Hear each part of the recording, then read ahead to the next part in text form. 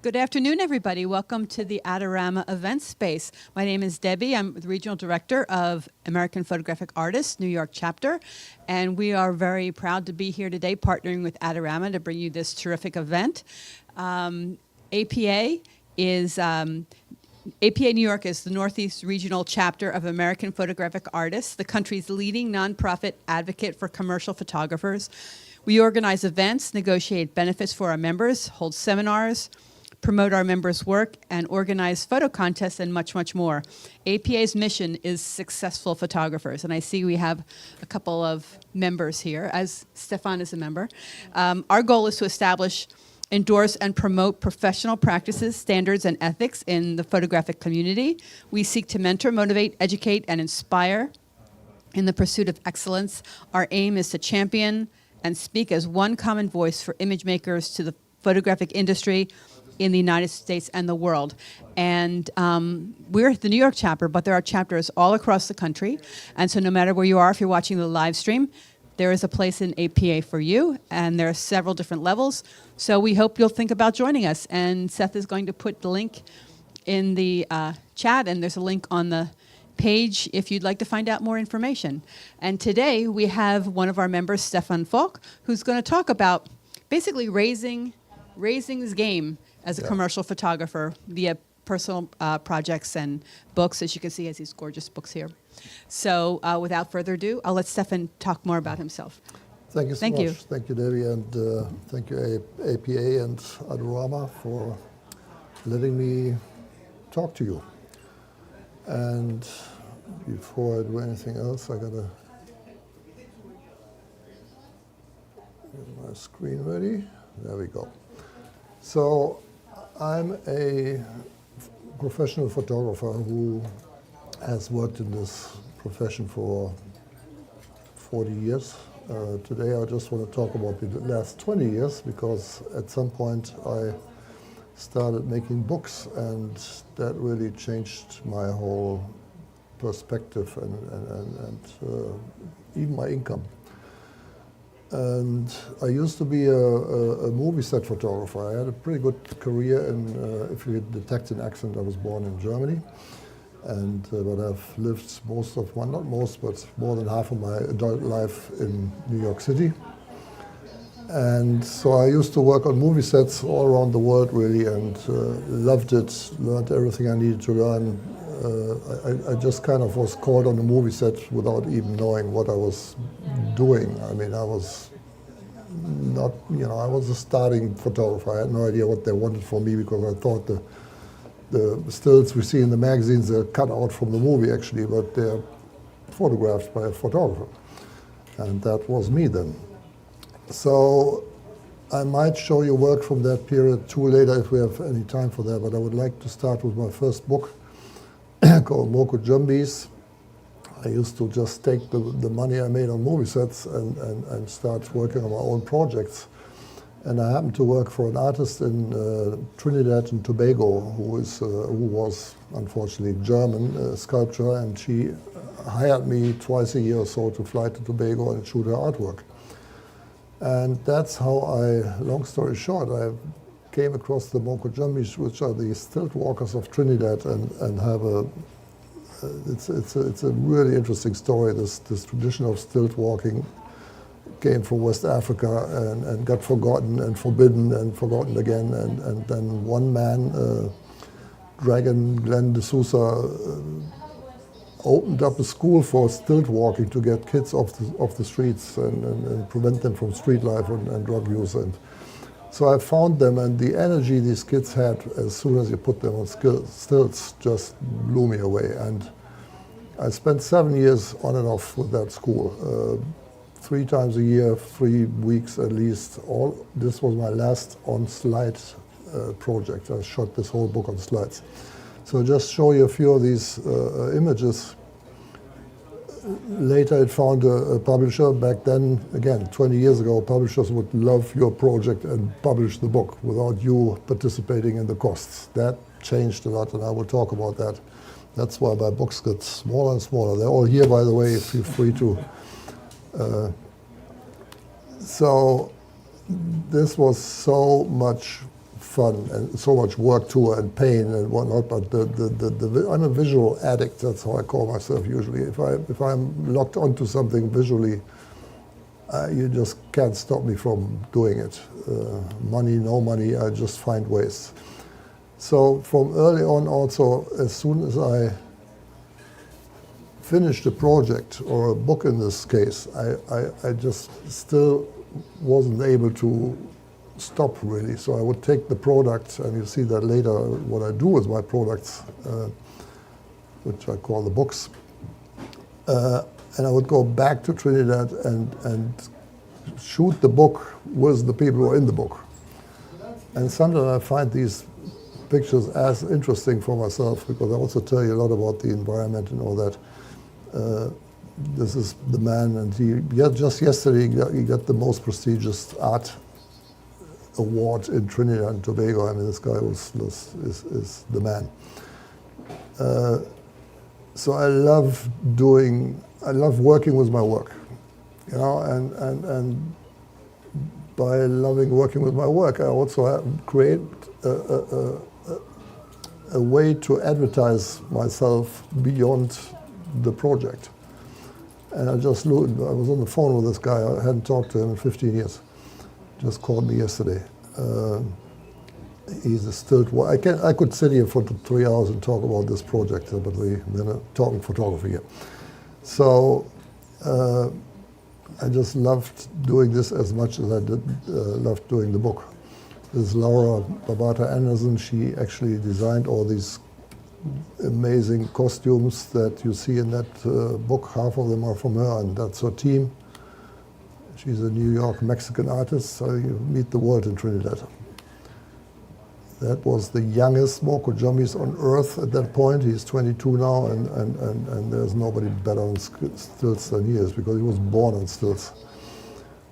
Ria, you know, I just like doing this. I love these pictures. So I got a lot of books. You don't make money from books. Books are just a love.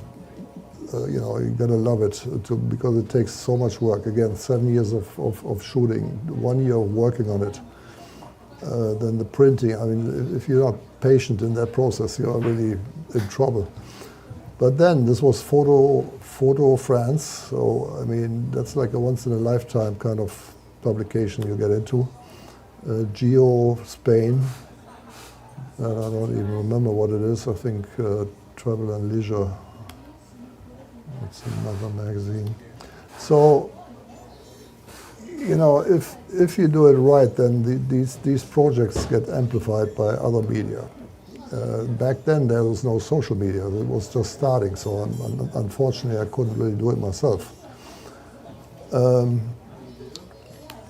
Next project, years later, was me going to the US-Mexican border, having this vague idea that I want to do a different story than what we know from the news, you know, violence and migration and everything that came. And I grew up in Germany with a physical border in my country, not that unlike this border, although the reasons were different, but it always attracted me in a weird way, and I've thought about a way to tell a story about this border that isn't negative. So I came up with the idea of shooting artists who live right on the border, either in this country or in Mexico. So I just started by just going there. I never really researched much, I just went and walked into the right people. I had one phone number in Tijuana. This is Tijuana.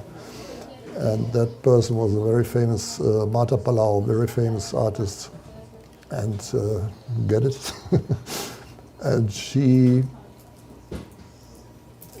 jumped in my car and drove me around and introduced me to artists. This is Aldo Guerra, a photographer. I like this. Usually I shoot them with their art, but I like this because it gives you I just love this picture, and him being a photographer and having that background, it's as if we set it up.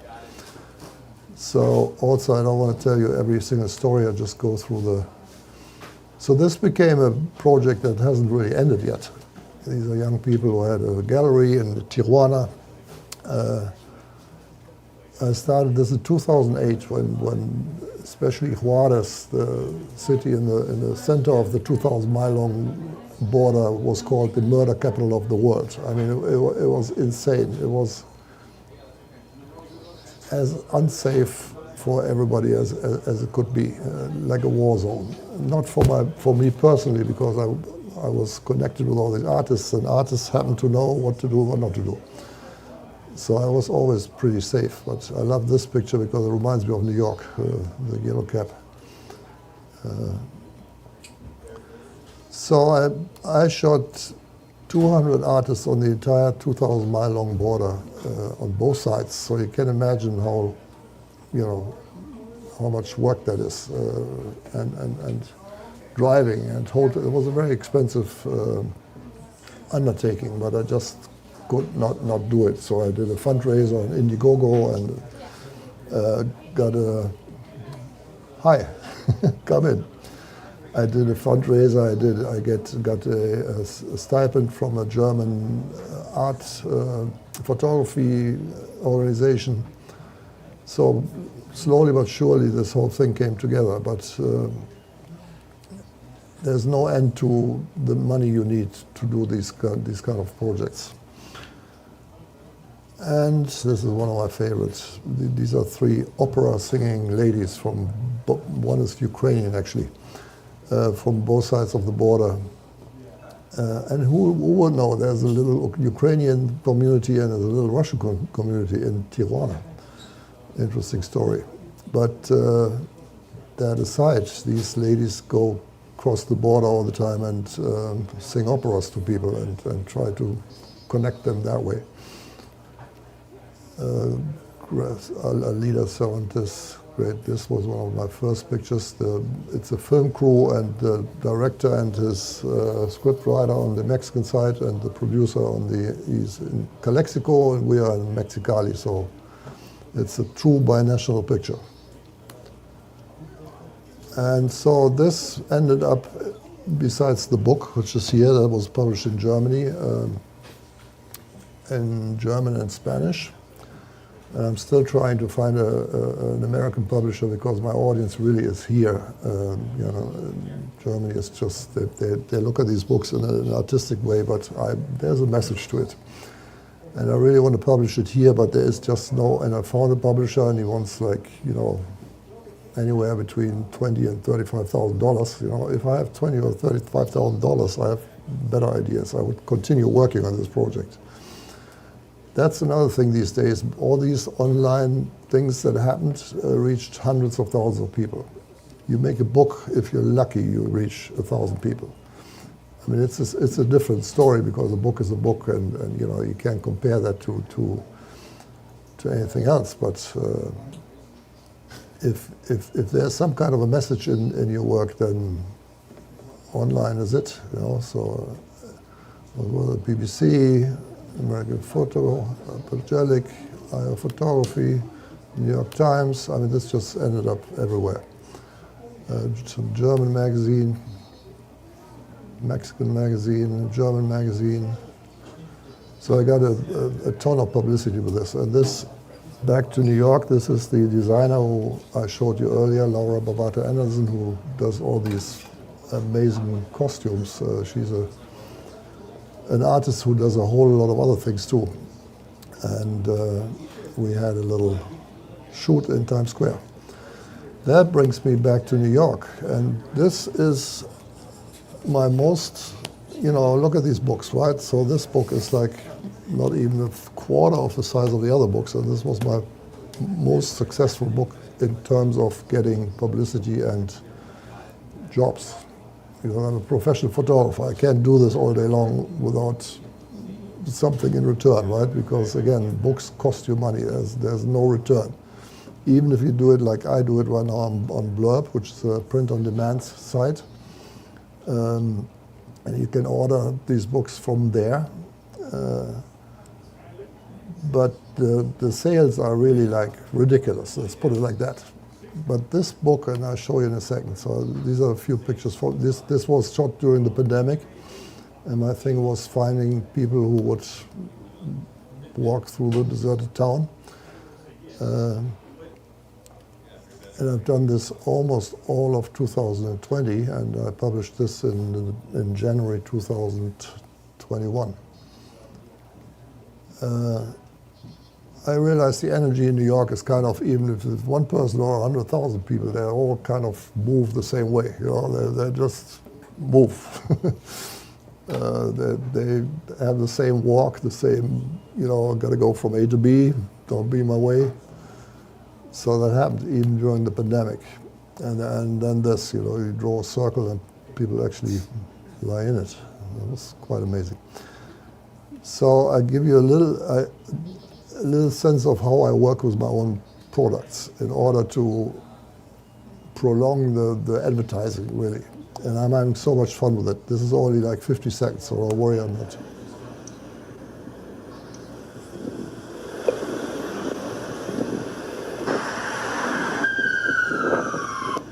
It's a real New York movie.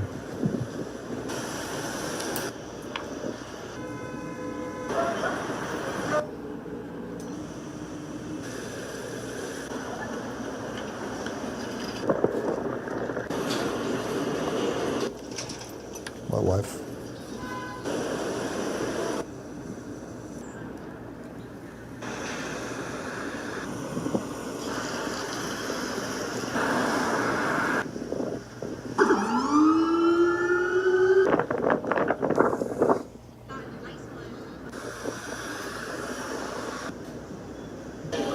Closing doors, please.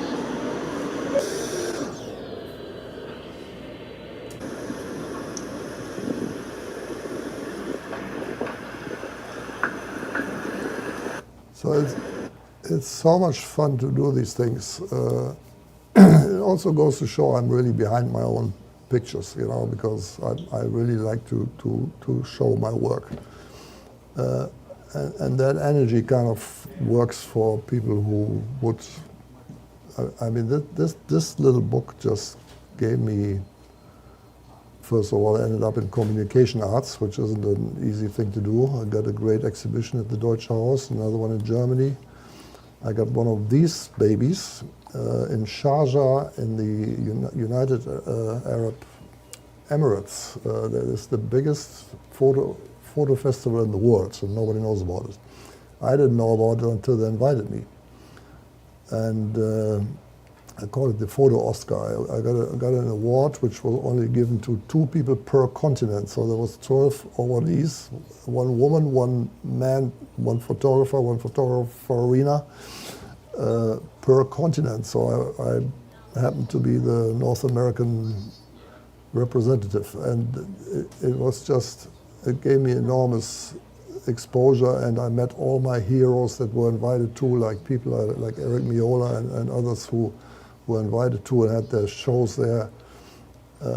It got me connected like nothing else. IPA, I want to mention our sister organization, ASMP, got me an award. So this led to an agency, creative director whom I knew from years ago, and I hadn't seen him in 5 years, but he continued to watch my work. And he picked up this concept and pitched it to a financial institution that I'm not supposed to mention, but you'll see it in a second anyway. At least I haven't said it. They picked up the concept of you know, that energy that New Yorkers have when they walk. So they pitched it to the bank. They actually didn't even tell me about it. And then he called me one day and said, "Are you open to do this commercial work?" I'm like, some people think you're like doing books and you know, work as a commercial photographer. I'm like, you can buy me. So we went around town with 20 models and 20 locations in all 5 boroughs and shot these exact same kind of, not the same scenes, but the same concepts that I did for my book. This time with a whole team of people around me. But they let me do exactly what I would have done, you know. And they actually wanted that. They wanted exactly that style. They didn't want me to light it or do anything, because I'm an available light photographer. I use flash if I have to, or studios, but if you leave it to me, I'm shooting available light in the dark. So it ended up on these massive displays. It was just, you know, as a photographer, it doesn't happen often that your work is also presented in a way that you would like. Starts with magazines and the layouts and all that, and especially in the advertising world, it's rare that you like what they do with it. So this was just awesome. One day we didn't have a model, so it was me. Loved doing this. Need it again? So this was a real, needless to say, these jobs are well paid.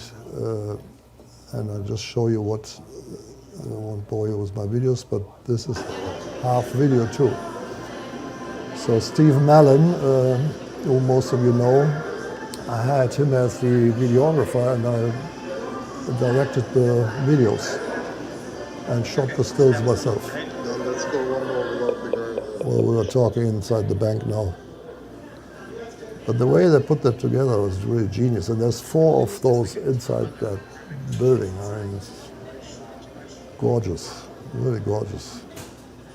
Besides me having shot it.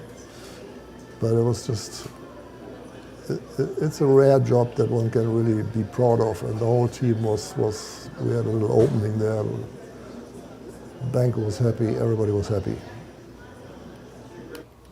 So that led to, it didn't really lead to, but the owner of DC United, a big soccer club, hired me, and that's a long story how that happened, but anyway, I ended up being hired to shoot the soccer stadium, which is interesting. I'm not a sports photographer, I'm not a stadium photographer, I'm not, you know, I wouldn't go anything near that if I would have chosen this, I would have said no. But this stadium is it's Audi Field in Washington, D.C. It just looks like a giant Audi inside. It's like so inspiring. That, and I'm not quite sure, but he saw the TD Bank, I said it's the bank's work, and you know, these people all being financial people, it gives you credibility, right? So there I was shooting. That's his team. I was actually trying not to show faces in these pictures, and it's one of the rare ones where it has, well, I love this picture. The lone woman in the crowd, I love that too. So I did games, I did the stadium, I did the Audi seats, and after the owner picking his personal choice pictures that ended up in his apartment as a one edition pictures, the stadium wanted the rest, so to speak, and licensed 20 of those, and they're like all over the premier lounge area, and that was a really good deal too. So, you know, I'm showing you all this to say that one leads to another. You know, you just can't, and we have tough times these days. You just can't sit at home and not do anything. I'm one of the lucky ones who just is full of visual ideas. I mean, I never sat home and said, let me think what I can do. It always comes to me. It's just there. I can't explain it to you.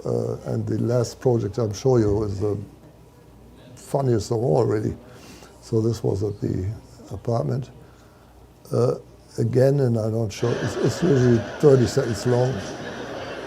I make videos these days of anything, because I just love doing it. I don't consider myself a great videographer, but you know, the iPhone is all iPhone. Right, the 10 seconds on 4K, it just adds another element. You know, nobody would hire me as a videographer for this, but you know, it gets your attention. You know? So it's almost stupid not to use all the tools that we have today. I mean, and I wouldn't even, I can't believe I'm even saying that, because a while ago I was like saying no to all of this. So that was a really good job. I loved it. I could do stuff like that all the time. Then I'm living on 26th Street and what is that, 7th Avenue, and I'm looking to right onto Hudson Yards. This is the last project I'm showing you. The window I'm looking to is like almost like a 90% angle, 90-degree angle, sorry, towards what I'm seeing. And there's another window here. And the sunset you're seeing is over there. The buildings are there. But there's only a little space where if you look through that space, you see exactly what I'm showing you here. So there's nothing done to this picture. There's no Photoshop, no nothing. This is an in-camera picture. And that got me really interested in reflections and all that. And like, you know, and most people don't even believe I just did that in camera, but I did. Then Leslie, who sits in the last row here, he has this Cody Island reflection project that I saw at the School of Visual Arts. It just went one thing to another, right? Which you should check him out. I mean, that's really great work. All of a sudden, and I shot a little video, and I'm not showing you that now. If you want, my website has all of it in it. It has far too much work in it. It's like a research website, but you'll find it if you're interested. How are we doing time-wise? Only 30 minutes in. Okay. So this led to, and then I went to CVS and bought a little $9.99 hand mirror, and I had it at home for half a year without ever, you know, it was just in a drawer. I never did anything with it. My wife was like, what's going on here? What do you need that mirror for? I said, I don't know. And here there's a whole series of these pictures on my website, so you'll find them. Hudson Yards, it's called. I started putting that, just playing around. This is not the bestest picture or anything, but I just want to show you how this all started. So I put the mirror to the picture. It's also nothing new, and I didn't invent this, but it seemed interesting. So out I go with my little hand mirror and start. The first idea was like bringing buildings together that you can't shoot in one picture, right? So that was really an idea. Again, it was more visually driven than, from the beginning, it was more about the effect of the picture than showing you something that is known, like the Empire State Building. It happens to be the Empire State Building, but it wasn't about doing a New York story or something. It was about creating pictures that are interesting to me. That's how it has to work. If I'm not surprised, I can't surprise you. So, you know, walking around with my little hand mirror, that was in the winter of 24, so this winter. Started to get a little thing together. When I have 9 pictures of something, I don't do single pictures anymore. It has to be some sort of a series, otherwise I'm not interested. So I get a little thing together here, enough for the website, and then they invite me to Dubai and Sharjah for that photo festival, so I bring my little hand mirror. And unfortunately, I was only there for a few days, so I couldn't really make a finished series. It's also on my website, you'll find it. But it was good enough to really get me going when this is, by the way, one of my favorite pictures of all pictures. There's a video of how I do this. My wife shot that. It's like the funniest thing. The camel and I, we really bonded over that mirror. And then the camel's baby tried to eat it too. So I got from the Sister Association, got a little award already for that. But when I came back, I really got serious because this was something I didn't really know if it worked. And people I showed it to at the festival especially, you know, they were all somehow impressed. So I started really going around town with the goal to basically get enough for a book. And it is such a difficult task. I mean, it looks like most good photography, and I'm sorry, but I'm saying that about my own work. I find it good. Most good photography is difficult, especially when you don't see it. It's like good design. You don't know it's there, right? So sometimes you look at a picture, you don't even know what it is, but you can't stop looking at it, right? We don't need to explain anything, but so it is really difficult to make a meaningful picture this way because you really deal with two pictures at the same time, and it has to somehow not make sense, but it has to just look good, So I'm standing in locations for an hour sometimes. I just can't figure it out. And I'm holding the camera. It's not somebody else. And it's physical, and when it works, it's just such a joy, like in the rest of photography, right, Leslie? It's just great, figuring it out. So I'll just show you a few of these. And then you get all kinds of weird ideas. I mean, I was shooting something completely different in this case, and then all of a sudden it's being inspired by something. That's my 4th of July event. This one I just love because this is so Chinatown. I mean, it's like you can't put more into it if Chinatown is like this, And I always made sure that I tried at least to show my own hand because it's you shouldn't be confused by that. It's me with a mirror doing what I'm doing, and the hand had to be always out of focus. The focus is always inside the mirror image, and as you know, that's far out. So I went from Keep Going New York to from this to this. By the way, these are more expensive than these. That's the insanity. That's why nobody sells these things. They cost me, when I buy one, $50, unless I buy them in bulk. So I'm selling them for $55 or something online. And these were, I don't know, this was $45 or $55 or something. But, these things should cost $15 or $20, but they don't. And that's the problem with on-demand printing. I mean, it has so many advantages, and they're really good these days. I mean, you don't even see the prints before it's in the mail, and they're usually really good. So that became the next book. Again, I couldn't stop shooting the book when it was out. And now, as if these pictures weren't confusing enough, now laying out two of them that has really took some time. And I did that all by myself because I don't have the money to hire a layouter. But it was fun, because I had enough pictures to make them somewhat match. So it worked, in my opinion.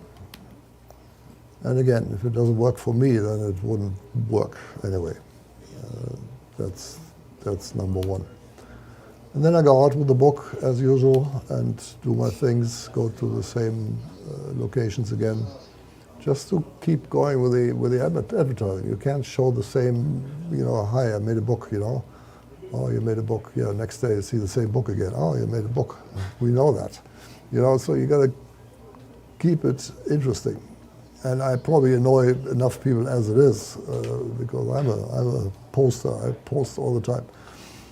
But at least you keep it. Hopefully you keep it somewhat surprising. And this is the last thing I show you. 40 seconds of this book.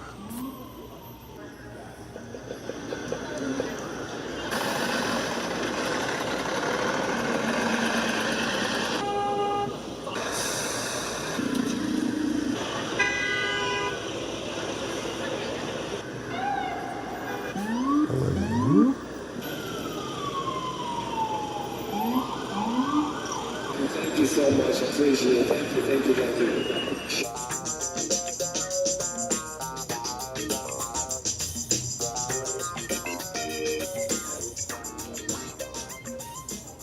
That voice you heard was from a preacher that had a little wagon and an amplifier on it. So, I think that is good enough for today anyway. Again, you see the website, there is way too much in there, so if you need to know anything visually, you'll find it there. Other than that, I'm ready to answer any questions if there are any. Any question? That's it? Yes, Diana. How did you leverage, I know you did the video, so you leveraged the videos after the production of the book. And then do you go to clients or do you have a rep? Or how do you manage to segue into one project to the other? Well, in this case, Repeat the question. yeah. So I produced the video after the fact that I produced the book, and the question is, how do I go about to sell it, really, right? If I have How do you segue from one project to the other? Do you have a rep? Oh. Or do you have a Rolodex? Or like all these projects are so different, but they're the same books. So you have an eye for color and for composition. So I just wanted to know, how do you leverage all of that to get work? Well- Simply question, repeat the question. How do you leverage your personal projects into commercial Right, jobs? it's really one for me. It's as I showed you, one leads to, you know, I have a rep, but he's not, you know, the word rep is a big word. He's my agent, right? I have a freelance agent I work with, which is Frank Mio, who is an angel. And I call him when I have a project that is too big, because we photographers make so many mistakes when there's money involved and we want to do all that ourselves, because if you hire somebody to do that for you, that also costs money, right? But if you find the right people, and I find it in Frank Mio, found him, they just make you so much more money that the percentage that you pay them is like, you know, please take it, you know, like, absolutely. And the legal aspects and the insurances, and this financial institution job was a big production. You can't really afford to do anything wrong there. I mean, even legally, you got to be, you know, and you deal with a whole team of people. We had 20 models. We had 10 people on the truck or the bus. You know, there's so much goes into that I wouldn't want to deal with, to be honest. You know, I want to take pictures, and that's what these people allow you to. They just take care of everything. You know, smaller jobs like magazines. My writer Peter Rossley from Switzerland. We are just about to work at the UN tomorrow, and then we do something in DC, and you know that's magazine work. That's a whole different ballgame. I mean, you don't need an agent for handling anything there, although we need a lot of people helping us along the way, but it's different help. There's simply not enough budget in magazine work to hire anybody, really, except yourself, right? So, but it's great fun and work, you know. I mean, I come from the magazine world, and I'm so sad that today that is kind of dwindling.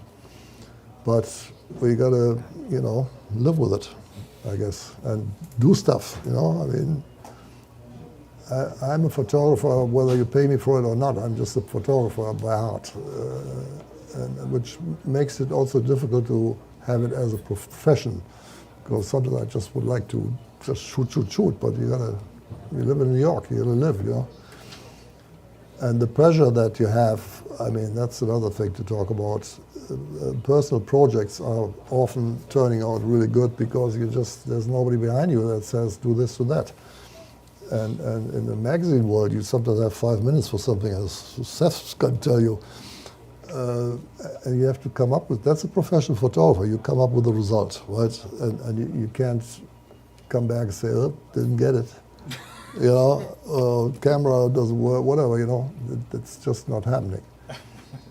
So that's a big difference between an amateur and a professional. The amateur might be as good as you are, but you come back with results. So. Pros always deliver. The end. Right. That's the deal, you know.